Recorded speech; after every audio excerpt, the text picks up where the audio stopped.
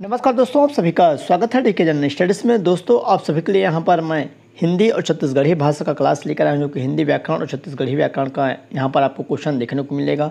जो भी अभ्यर्थी यहाँ पर जिला सरकारी बैंक अपेक्स बैंक की तैयारी कर रहे हैं, उसके लिए काफ़ी महत्वपूर्ण है। साथ ही साथ हॉस्टल वार्डन की तैयारी कर रहे हैं, उनके लिए भी यह क्लास काफ़ी इंपॉर्टेंट रहेगा। तो चलिए क्लास स्टार्ट करते हैं। दोस्तों, चैनल में पहली बार आए तो चैनल को सब्सक्राइब जरूर कर लीजिए।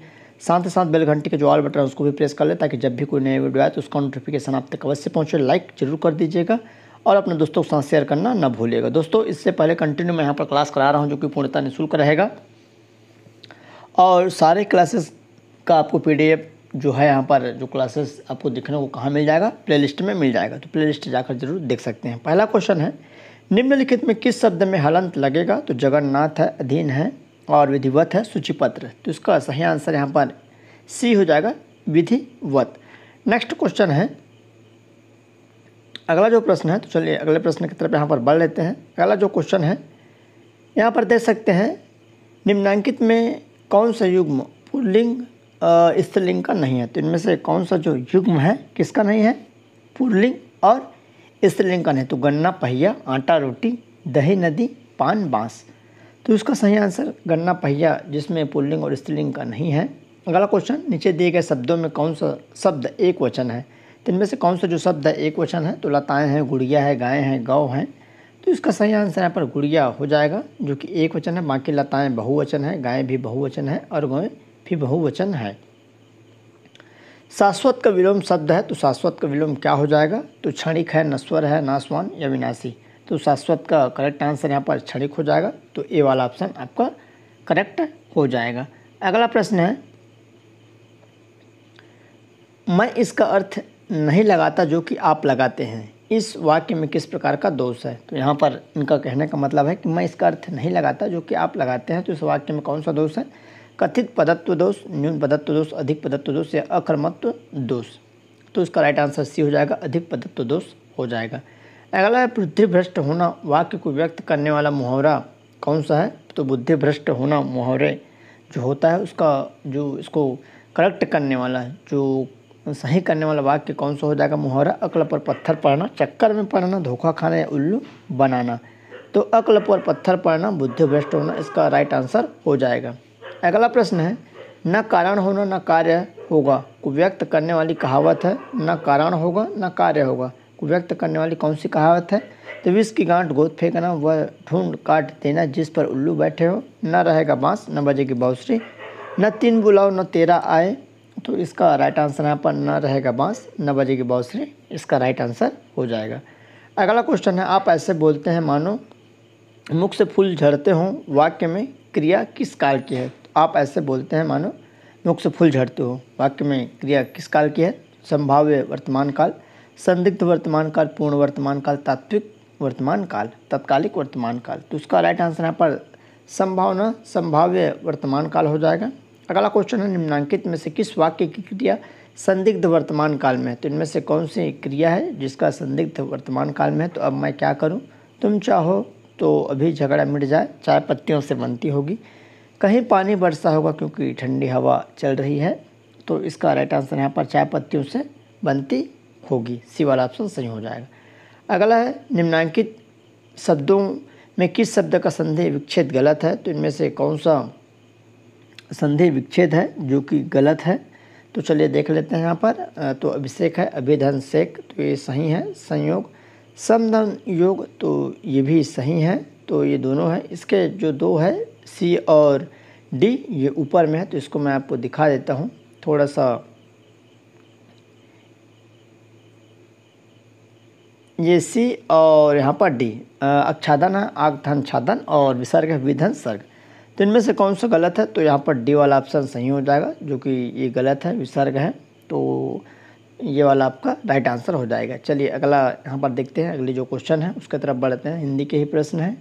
दोस्तों, जिस भी अभ्यर्थी को छात्र अधीक्षक का मॉडल गेसिंग पेपर लेना है वो मेरे को व्हाट्सअप कर सकते हैं। जी हाँ, यहाँ पर आप सभी के लिए बेहतरीन मॉडल गेसिंग पेपर बनाया हूँ, जो कि 15 मॉडल गेसिंग पेपर रहेगा PDF के माध्यम से, जो कि उत्तर सहित रहेगा, जिसमें प्रत्येक सेट में 150 प्रश्न सिलेबस वाइज रहेगा।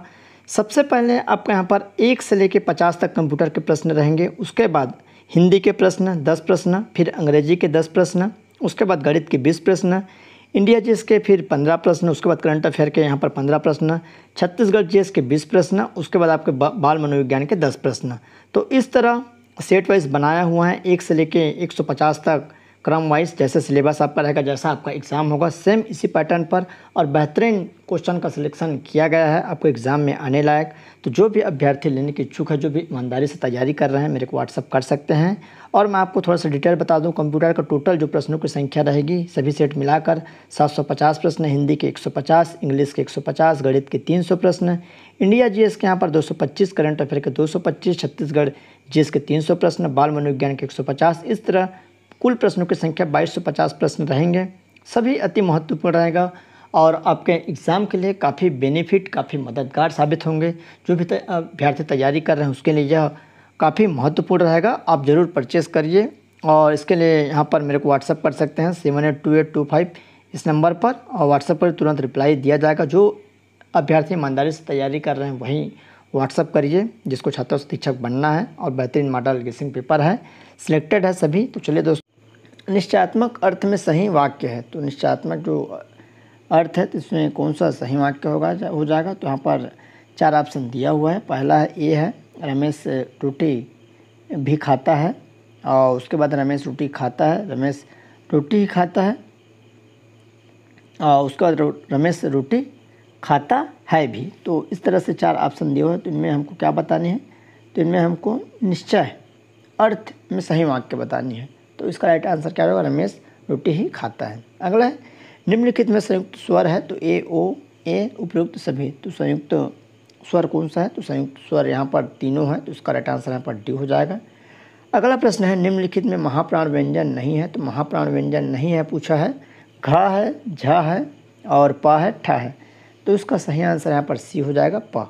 अगला प्रश्न निम्नलिखित में से स्त्रीलिंग शब्द है, स्त्रीलिंग मतलब महिला और पुल्लिंग मतलब पुरुष, तो कौन सा शब्द स्त्रीलिंग है, तो यहाँ पर देख सकते हैं पक्षी, बटेर, नेत्र, गणना। तो बटेर हो जाएगा, बी वाला ऑप्शन करेक्ट हो जाएगा। अगला है निम्नलिखित में एक वचन बहुवचन का सही युग्म नहीं है, तो कौन सा बहुवचन नहीं है, एक युग्म है, एक गलत है। तो गौ, गए, चौबे, चौबे, बीघा, बीघे, नदी, नदी। तो इसका राइट आंसर यहाँ पर डी हो जाएगा, नदी, नदी एक वचन बहुवचन नहीं है, बाकी गौ, गवें, चौबे, चौबे और बीघा, बीघे।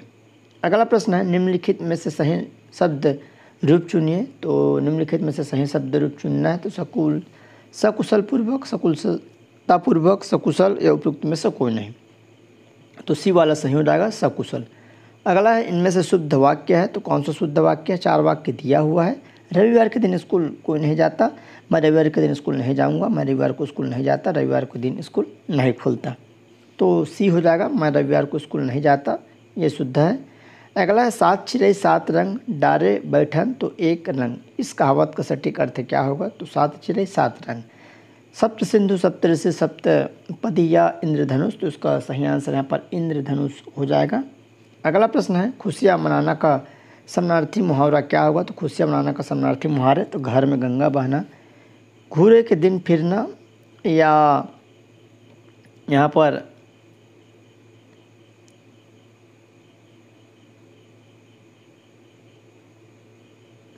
बंदूक छोड़ना या घी के दीपक जलाना। तो इसका करेक्ट आंसर क्या हो जाएगा, तो इसका करेक्ट आंसर घी के दीपक जलाना, ये वाला सही हो जाएगा।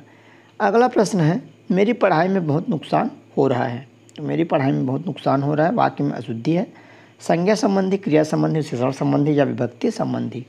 तो इसका राइट आंसर यहाँ पर विभक्ति संबंधी हो जाएगा, डी वाला सही हो जाएगा।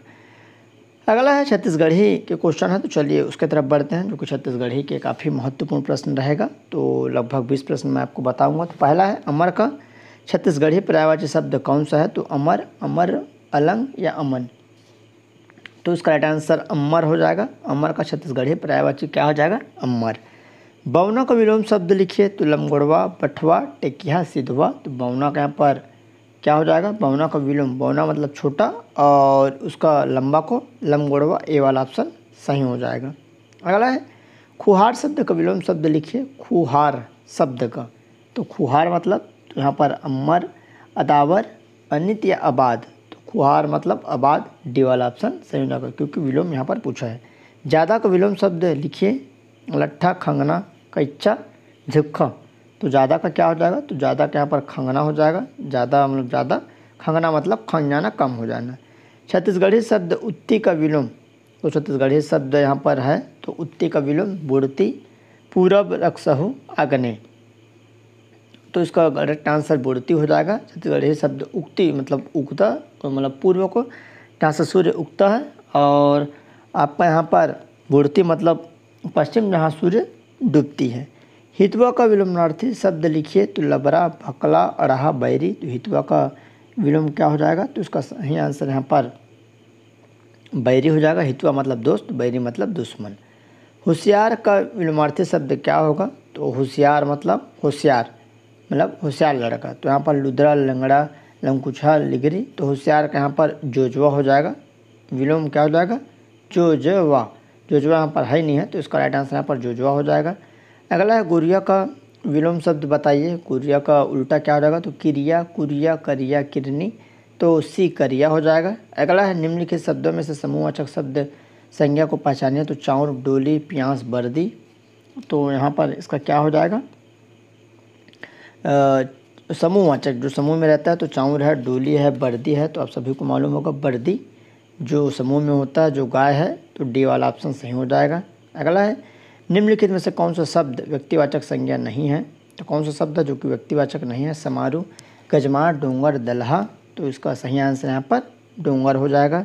अगला है करु शब्द का भाववाचक शब्द संज्ञा क्या होगा, कड़ुआ, करुआई, करुआ या करुआ। तो इसका सही आंसर करु का करुआई हो जाएगा, बी वाला ऑप्शन सही हो जाएगा।